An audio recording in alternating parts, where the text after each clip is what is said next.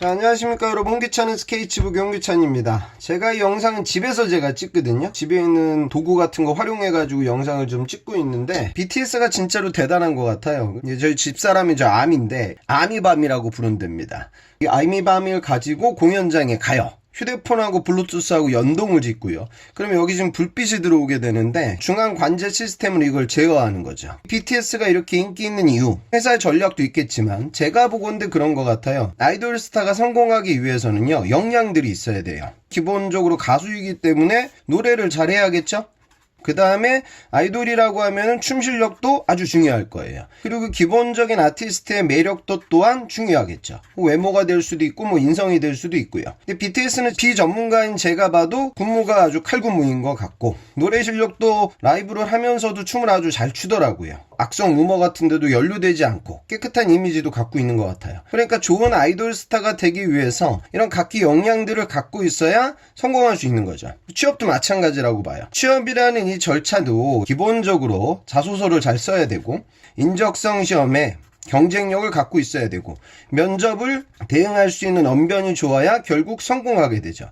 그런데 여기서 우리가 아이돌 스타와 취준생이 좀 차이점이 있는 것 같아요. 아이돌 스타는 노래 실력이 좀 부족하고 매력도가 부족해도 춤 하나만으로도 스타가 될 수 있고요. 노래 실력 하나가 월등하게 돼도 좋은 팀의 멤버가 될 수 있고 노래하고 춤이 좀 부족해도 내 인간적인 매력들을 활용해가지고 성공할 수 있단 말이죠. 그러니까 세 개의 역량의 전체적인 캐파 이 합을 보고 성공할 수 있는 것 같아요. 어떤 친구는 춤이 부족하지만 노래를 잘하고 어떤 친구는 이 세 가지 중에 또 어떤 부분이 강하고 뭐 이런 식으로. 그러면 취업도 그럴까? 취업은 그렇지가 않습니다. 취업은 결국 허들을 하나하나 넘는 거예요. 자기소개서라는 허들을 넘고 그 다음에 인적성이라는 허들을 넘고 그 다음에 면접이라는 허들을 넘고 이 단계들을 뛰어넘어서 마지막에 여러분들이 이제 최종 목표 취업에 다가가게 되죠. 여기서 중요한 게 뭐가 있냐면 자소서를 쓰는 과정들은요, 시간이 많이 들어가요. 그러니까 인고의 과정이죠. 왜냐, 삼성의 자소서 3번 항목은 사회적 이슈를 적으라고 하고요. 이번에 20년 하반기 때 모 은행에서는 일반 행원으로 도전하고 있는 문과인데 그 친구들에게 디지털 역량을 적어라. 이런 항목들이 나오고 SK 같은 경우에는 전체 자소서의 양이 약 4,000자 정도 되니까 다량의 자소서를 써야 되고 항목들이 다 다르고 때로는 기업에서 과제 형식의 미션을 여러분들한테 주기 때문에 인고의 과정이에요. 시간이 많이 들어가요.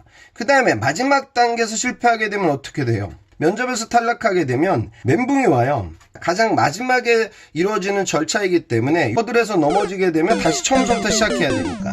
자, 그 다음에 가운데 있는 인적성은요. 이건요, 그냥 하기 싫어요.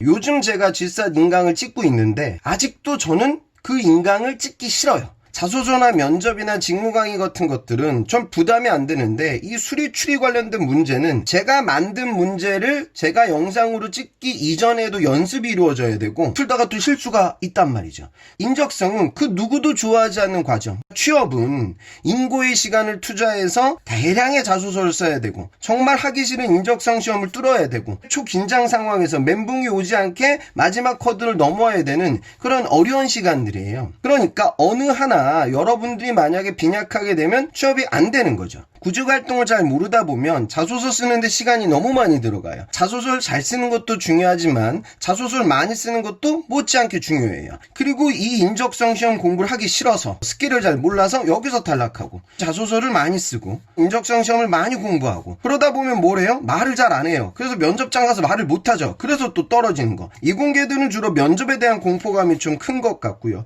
문과들은 인적성에 대한 공포감이 큰 것 같다. 이공계들도 이걸 두려워하는 친구들도 많고요. 취업 자체에 대한 경험이 없으면 자소서 쓰는 것 자체에 대한 공포감을 갖고 있어요. 자, 그럼 지금 뭘 해야 되냐? 3월 시즌이 오픈이 되고 4월에 시즌이 흘러가고 5월에 시즌이 흘러가게 되면 이때 자소서 쓰고 이때 인적성 시험 보고 이때 면접 본다고. 3월은 자소서, 4월은 인적성, 5월은 면접 이렇게 잡으면 안 돼요. 자, 왜 그러냐? 3월이라는 취업 시즌의 스타트는 자소서를 많이 쓰는 시간이 될 수밖에 없어요. 또 완벽하게 미리 써놓을 수도 없죠. 물론 삼성이나 SK 같은 100% 채용이 흘러가는 기업들도 있지만 상반기에 또 안 뜨는 기업들이 생길 수도 있고 자소서의 항목이 바뀔 수도 있으니까 결국 3월을 자소서에 몰입해야 돼요. 그러기 위해서 1월과 2월 지금 이미 50일 정도밖에 안 남아 있을 겁니다. 그 시간 동안 이 허들에 대한 투자를 하셔야 돼요. 기본적인 인적성은 언어, 수리, 추리로 나뉩니다. G싹 같은 경우에는 지금 수리와 추리만 출제가 되고 있죠. 번외로 나오는 게 시각적 사고, 도형, 알고리즘 패턴들이 있어요. 도형 알고리즘 유형은 원래 LG에서 많이 나왔는데 20년 하반기 KT에서 출제가 됐고요. 전개도나 블럭 이런 부분들은 한국타이어나 금호석유화학, 삼양식품 이런 기업들에서 나왔어요. 모든 기업 인적성에 무조건 나오는 부분은 언수추입니다. 삼성은 물론 언어가 안 나오지만, 그래서 여러분들 집중해야 되는 건 수리와 추리에 대한 연습을 반드시 하셔야 된다. 삼성을 노리는 친구들이 SK 인적성을 또 봐야 되기 때문에 언어 관련된 부분도 함께 지금 진행을 하셔야 되겠죠. 이 영상을 여러분들 언제 볼지 모르겠습니다. 하지만 3월에 내가 자소서 쓸 그 마음이 있다라고 하면 자소서가 합격하고 나서 인적성 시험을 공부하는 것이 아니라 미리미리 대비를 해야 이 시험을 뚫어낼 수가 있는 거예요. 제가 사트 시험을 2004년도에 봤어요. 이때는 문제집이 없었어요. 얼마나 좋아. 아무도 공부를 안 하니까 그냥 가서 봤단 말이죠. 그리고 제가 12년도부터 일을 했는데 취업 시즌 오픈되게 되면 인적성의 기본 서적이 베스트셀러로 올라갔는데, 요즘은 이런 것들은 지금 여러분들 경쟁자들이 미리 다 푸니까 시즌 오픈되게 되면 봉투 모의고사가 베스트셀러 상위권에 올라갑니다. 그래서 가만히 있게 되면 가만히 있는 것이 아니라 뒤처지는 거예요. 그러니까 안주하지 마시고요. 설마 내가 서류가 되겠어? 인적성 공부 나중에 해야지? 그럼 도대체 서류는 왜 쓰는 거예요? 영상을 언제 볼지 모르겠지만 반드시 공부를 하셨으면 좋겠습니다. 이게 대단한 공부가 아니거든요. 한두 달, 두세 달 이렇게 공부하는 시험이고 고시 공부는 아니에요. 그러니까 그렇게 열심히 공학 공부를 해왔는데 그까짓 거 수리 추리 같은 거 패턴 몰라가지고 떨어지면 안 되고, 그렇게 영어 공부 열심히 해왔는데 단어들 하나 잘 몰라가지고 좋은 기업에 못 가면 안 되잖아요. 그래서 여러분들 지금 새해가 밝았으니까 시험 공부에 몰입하고, 저도 이거 하기 싫지만 강의 열심히 찍도록 하겠습니다. 그래서 여러분들 열심히 좀 준비하는 그런 자세와 마음가짐을 가졌으면 좋겠습니다. 다음 시간 때는 조금 더 이제 좀 사업적이고 PT 면접에 쓸 수 있는 툴들 설명드리는 시간 갖겠습니다. 저는 홍기찬이었습니다.